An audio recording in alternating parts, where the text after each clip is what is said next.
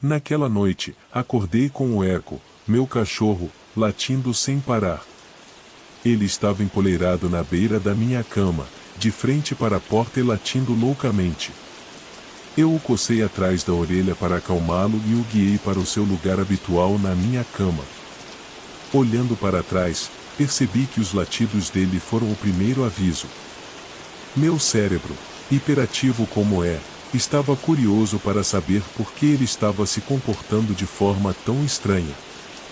Eco raramente latia para qualquer coisa, então era improvável que ele estivesse latindo para nada. Talvez houvesse um gambá no quintal, pensei comigo mesma. Como eu estava meio adormecida na época, essa explicação parecia perfeitamente lógica. Se eu estivesse mais consciente, teria percebido que qualquer gambá no bairro estaria semanas dentro de sua hibernação nesta época do ano. Mesmo que não estivessem, a tempestade de neve lá fora os impediria de andar por aí. Tentei voltar a dormir depois disso, e como eu queria ter conseguido. Infelizmente, devido ao meu hábito de dormir de boca aberta, eu estava cada vez mais ciente de como estava com sede. Tentei ficar no calor da minha cama o máximo possível, mas logo minha língua parecia papelão. Estava claro para mim que não conseguiria dormir sem um copo d'água. Disse ao Eco para ficar e calcei meus mocassins. O ar fora do meu ninho de cobertores estava congelante, então coloquei também meu roupão. Quando saí do meu quarto, notei que a televisão do porão estava mostrando estática. Minha mãe provavelmente esqueceu de desligá-la depois de assistir aos seus mistérios de assassinato, pensei. A TV está mostrando estática por causa da tempestade lá fora. Está interferindo no nosso sinal.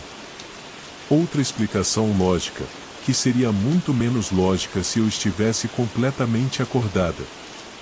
Minha mãe, por mais cansada que estivesse, nunca deixaria a televisão ligada. Ela é muito meticulosa para fazer algo assim. No entanto, no meu cérebro sonolento, fazia todo sentido. Não consegui encontrar o controle remoto da TV, pois o quarto estava escuro e eu não queria me cegar acidentalmente ligando as luzes, então deixei a TV ligada. Eu deveria ter voltado para a cama e esperado pela manhã. Subi as escadas até o patamar, que estava banhado por um brilho alaranjado, refletido pelas luzes da rua nas nuvens acima. Daqui de cima, eu conseguia ouvir o vento batendo contra as paredes da casa. Eu estava começando a acordar um pouco. Notei que o trinco da porta estava destrancado. Essa foi a minha última advertência. Meus pais acharam que não era necessário, com a tempestade e tudo mais. As sementes da dúvida começaram a se formar na minha mente. Eu sabia que não era o caso. Novos vizinhos têm sido suspeitos de invadir casas e roubar bebidas alcoólicas. Meus pais, sendo colecionadores de vinhos finos, têm o hábito de trancar a fechadura todas as noites nos últimos meses, mesmo quando o ato era completamente inútil.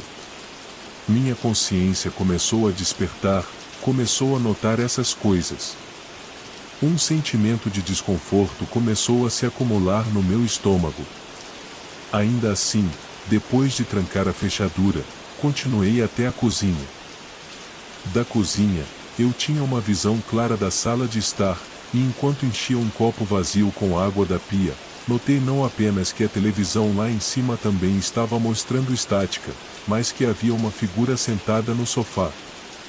Não se preocupe, pensei nervosamente, é só o papai. Ele está sonâmbulo de novo. Desta vez, eu estava totalmente ciente das falhas nessa explicação lógica, o fato de que a figura no sofá era calva e gorda, enquanto meu pai é magro e seu cabelo está apenas começando a afinar. O fato de que meu pai tem tomado medicamentos para evitar o sonambulismo. O fato de que eu podia ouvi-lo roncando do quarto dos meus pais. Tentei ignorar esses pensamentos, empurrá-los para o fundo da minha mente como tinha feito antes. Desta vez, não funcionou. Com cuidado, coloquei meu copo no balcão da cozinha. Minhas mãos estavam frias e úmidas, tremendo de terror. Meu coração batia cada vez mais rápido e minha respiração estava acelerada. Mesmo na confusão do momento, eu sabia que aquilo não era apenas um ladrão comum, duvidava que a coisa no sofá fosse sequer humana. Estendi a mão para pegar o telefone e ligar para o 911, apenas para descobrir que não tinha sinal devido à tempestade. Frustrado e confuso, comecei a apertar aleatoriamente os botões do teclado. Foi quando ouvi a coisa se mexer. O som não era alto, mas foi o suficiente para fazer meu sangue gelar e o suor frio escorrer pelas minhas costas. Era o som de ossos estalando, e não apenas alguns, parecia que uma sala inteira de pessoas estava estalando seus pescoços, costas e dedos ao mesmo tempo. Virei-me do telefone inútil para olhar a criatura pela primeira vez. Agora ela estava em pé, de frente para mim e iluminada pelo brilho alaranjado da janela da sala. Tinha cerca de 1,80 m de altura, estava completamente nua e era bastante rechonchuda. Sua pele era de um tom acinzentado pálido e parecia quase viscosa. Os braços da criatura pendiam como se fossem sem ossos e no final de cada um havia um emaranhado de dedos retorcidos. A pior parte da criatura, no entanto, era o rosto. Ela não tinha nariz, apenas duas fendas onde estariam as narinas. Seus olhos eram ocos, esferas brancas que pareciam grandes demais para o resto do rosto.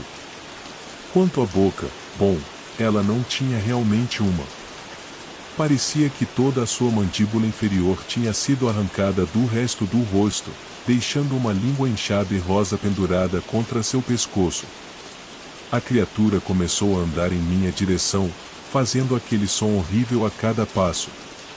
Parecia que estava tentando falar comigo, mas sem a mandíbula, a língua só podia se contorcer impotente enquanto gemidos sinistros escapavam de sua garganta. Eu fiz o que qualquer outra pessoa faria naquela situação. Eu corri como um inferno. Quando cheguei ao patamar, fechei a porta entre o patamar e o primeiro andar.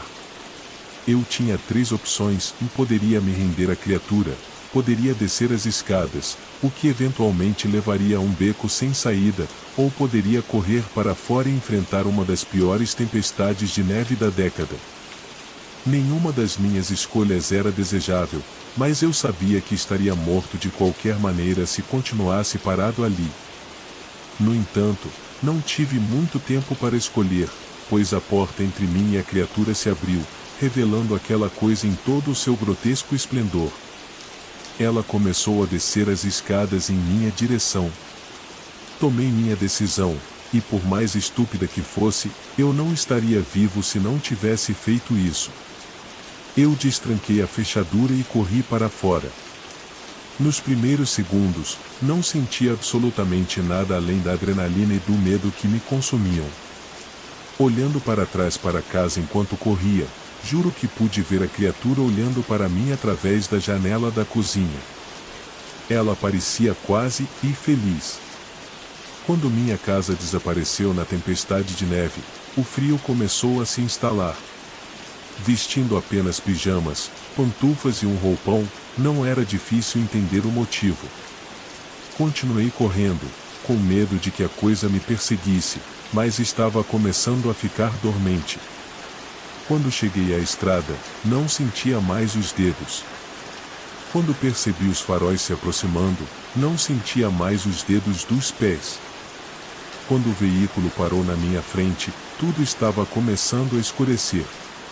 Acordei várias horas depois ao som de um aparelho apitando.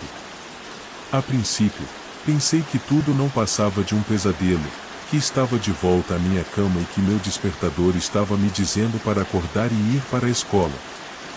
Comecei a recobrar a consciência e percebi que não estava mais usando meus pijamas, mas sim uma roupa de hospital. Havia uma enfermeira parada acima de mim, verificando meus sinais vitais. Aparentemente, um motorista de reboque me encontrou a caminho de um trabalho. Ele fez o que qualquer outra pessoa faria se encontrasse um adolescente correndo desesperado no meio de uma tempestade de neve à meia-noite e me levou às pressas para o hospital mais próximo. Fui admitido na emergência com grave congelamento e um caso moderado de hipotermia. Meus pais foram imediatamente contatados e, a princípio, parecia que eu ia voltar para casa. Isso é, até os médicos perguntarem por que eu estava do lado de fora de pijamas em primeiro lugar. Contei a eles a história, já que não conseguia pensar em nenhuma desculpa que soasse menos louca. Como era de se esperar, fui transferido para o hospital psiquiátrico. É onde estou digitando isso agora. Veja bem, os médicos podem inventar qualquer número de explicações lógicas. Eles podem dizer que eu estava alucinando, que estava tendo um pesadelo, que estava sob muito estresse. Com um diploma médico, é possível explicar qualquer fenômeno sobrenatural com doses suficientes de remédios e prescrições. Mas só porque uma explicação é lógica, não significa que seja verdadeira. A princípio, acreditei no que eles estavam dizendo, a princípio tudo fez sentido. Mas algo que aconteceu mais tarde naquele dia mudou isso. Eu estava lendo um livro na minha cama, começando a aceitar o que aconteceu, quando a TV no meu quarto se acendeu. Estava mostrando estática. Fora da janela, pude ver uma figura cinzenta do lado de fora do hospital.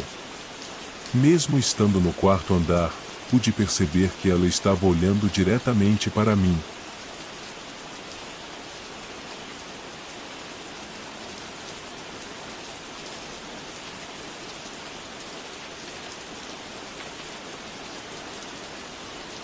Quando me mudei para aquela casa no interior, fui atraído por sua aura antiquada e seu charme peculiar. Era uma residência antiga, com um passado desconhecido que pairava no ar como um segredo guardado a 7 chaves. Nas primeiras semanas, tudo parecia normal, mas logo pequenos detalhes começaram a despertar minha curiosidade. Eram sons sussurrantes durante a noite, como se vozes distantes tentassem se comunicar através das paredes desgastadas. Portas rangiam sem motivo aparente, mesmo quando não havia vento ou movimento ao redor. Correntes de ar gelado surgiam em locais fechados, desafiando a lógica do espaço. Inicialmente, desconsiderei esses eventos como peculiaridades de uma casa antiga.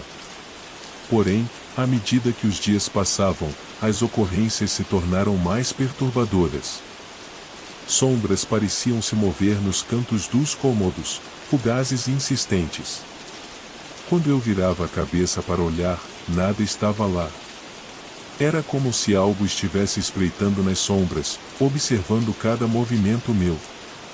Uma noite em particular permanece gravada em minha mente. Fui despertado abruptamente por passos ecoando na escada, subindo lentamente em direção ao meu quarto. O som era nítido, inconfundível, mas não havia ninguém lá.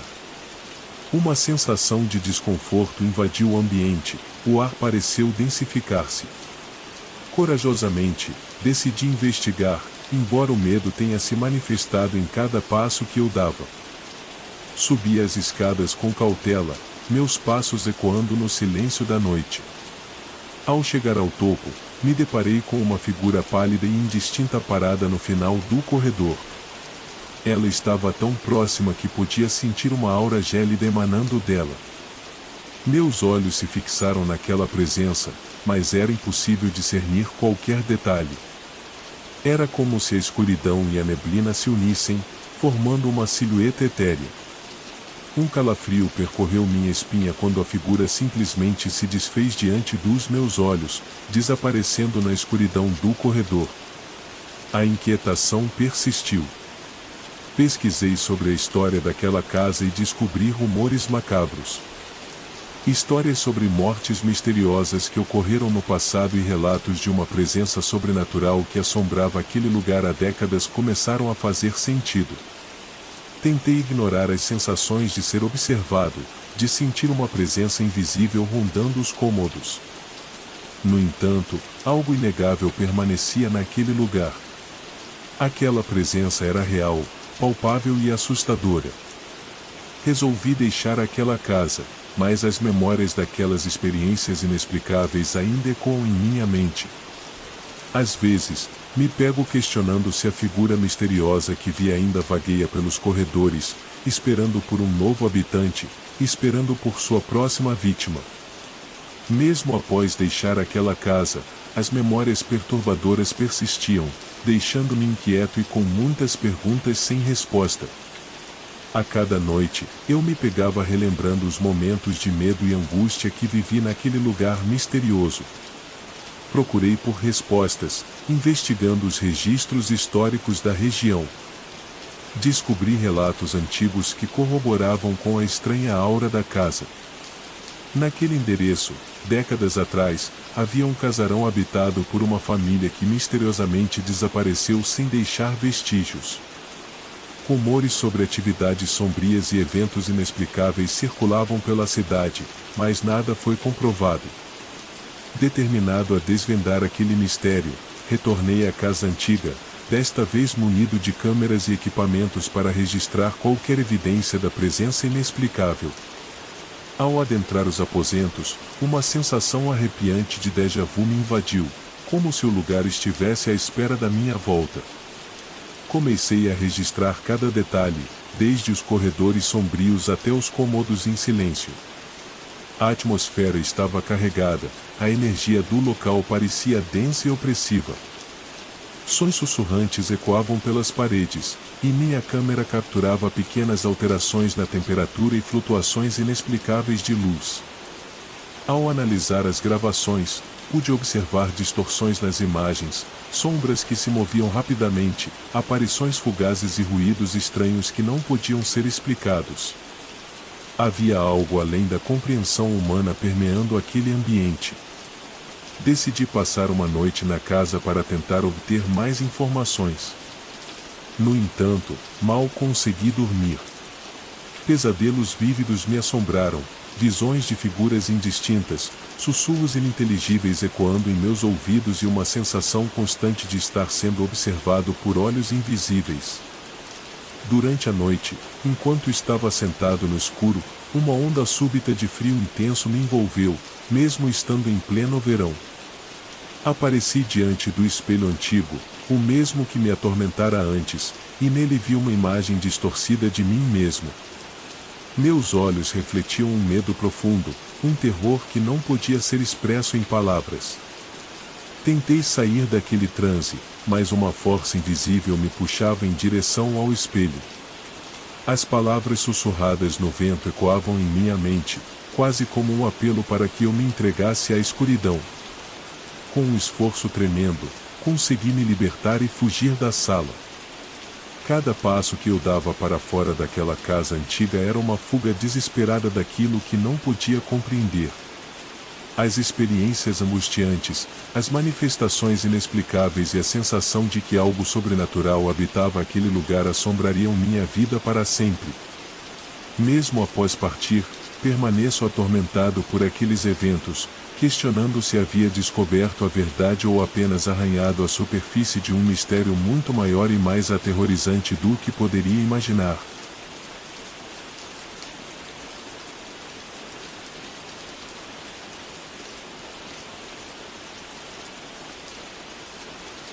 Há alguns anos, eu trabalhava como guarda noturno em um antigo hospital psiquiátrico abandonado nos arredores da cidade.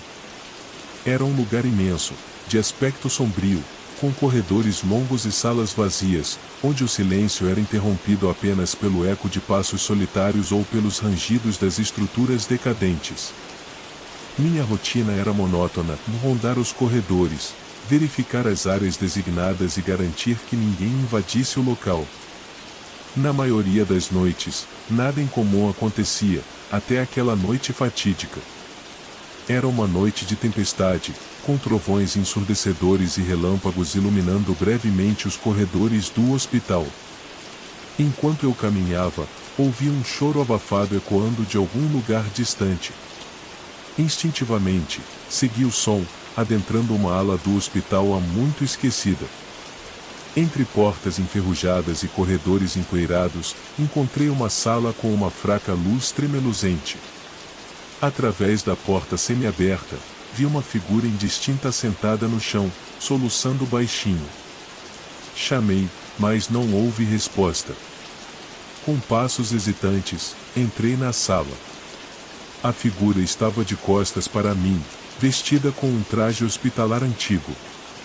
Senti um arrepio ao perceber que a pessoa estava olhando fixamente para a parede, ignorando minha presença por completo. Quando me aproximei, uma sensação gélida tomou conta do ambiente, arrepiando os pelos do meu corpo. "Precisa de ajuda?" perguntei, mas a figura permaneceu imóvel. Ao tentar tocá-la, um frio intenso me atingiu, como se minhas mãos estivessem mergulhadas em gelo. Neste momento, a figura se virou lentamente para mim. Seu rosto era uma máscara de angústia, olhos vazios encarando-me sem vida. Um grito estridente ecoou pelo corredor. Era minha própria voz, mas eu não tinha gritado. Olhei para a figura novamente, e ela desapareceu diante dos meus olhos. O medo me paralisou por um instante, antes de eu sair correndo daquele lugar macabro. Ao voltar para a segurança da sala de controle, tremendo e ofegante, reparei em marcas de mãos congeladas nas minhas, como se alguém tivesse segurado com força. Desde então, não consegui mais apagar da minha mente a imagem daquela figura sem vida e da sensação de gelo que me envolveu naquela noite fatídica. Aquela experiência me assombra até hoje, e desde então, nunca mais pisei naquele hospital. Por mais que tentasse racionalizar, algo naquele lugar era inexplicável e aterrorizante. Até hoje, quando a noite cai e o vento uiva lá fora, eu me lembro daquela noite e me pergunto se realmente estava sozinho naquele antigo hospital psiquiátrico abandonado. Após aquela noite assustadora no hospital psiquiátrico abandonado, fui consumido por uma sensação de inquietação constante. Pesquisas na internet sobre a história do local revelaram relatos sombrios sobre os métodos cruéis de tratamento utilizados décadas atrás. A cada noite, pesadelos perturbadores me assombravam, revivendo a figura sem vida que encontrei naquele lugar macabro. Eu tentava desesperadamente afastar essas memórias, mas a sensação de frio e desespero persistia, como se algo tivesse se apegado a mim naquela noite fatídica. Decidi compartilhar minha experiência com algumas pessoas próximas, na esperança de que alguém pudesse me ajudar a entender o que realmente aconteceu naquele hospital. No entanto, recebi olhares céticos e sugestões para procurar ajuda psicológica, o que só aumentou minha sensação de isolamento. Determinado a encontrar respostas, decidi investigar mais a fundo. Entrei em contato com historiadores locais e encontrei relatos perturbadores sobre um paciente específico do hospital, conhecido como o espírito gélido. Segundo os registros, esse paciente era submetido a experimentos bizarros envolvendo criogenia e terapias de choque. Dizia-se que ele carregava consigo uma aura de frieza que causava arrepios naqueles que se aproximavam, e que seus lamentos ecoavam pelos corredores, mesmo após a sua morte. Os relatos me arrepiaram ainda mais, pois pareciam se alinhar com a figura que encontrei naquela noite terrível. Cada detalhe sombrio que descobria aumentava a minha determinação em desvendar o mistério, mesmo que isso significasse enfrentar meus medos mais profundos. Decidi retornar ao hospital, munido de equipamentos para registrar qualquer anomalia. Ao adentrar os corredores sombrios, a sensação de opressão era avassaladora, como se o próprio ambiente estivesse impregnado com a energia do passado macabro do lugar. Equipado com câmeras e gravadores, explorei os corredores, sentindo o peso do silêncio.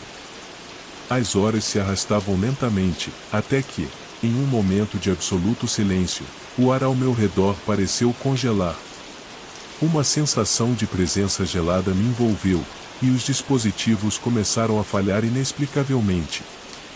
Foi então que, na escuridão à minha frente, vislumbrei uma figura translúcida, emanando um brilho gélido.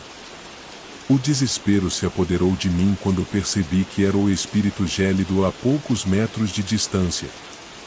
Seus olhos vazios fixaram-se em mim, emanando uma intensa sensação de frio. Instintivamente, recuei, mas cada passo para trás parecia dobrar a força do gelo que me envolvia. Tentei falar, mas minha voz se perdeu no ar congelado. A figura avançou lentamente, estendendo a mão como se quisesse me tocar, e foi nesse momento que tudo ao meu redor desapareceu em escuridão. Quando recuperei a consciência, estava do lado de fora do hospital, com a sensação de ter escapado de algo terrível. Tremendo e confuso, peguei meus equipamentos e parti, jurando nunca mais retornar àquele lugar amaldiçoado. Aquela experiência só reforçou minha convicção de que há coisas além da compreensão humana, forças além da nossa percepção.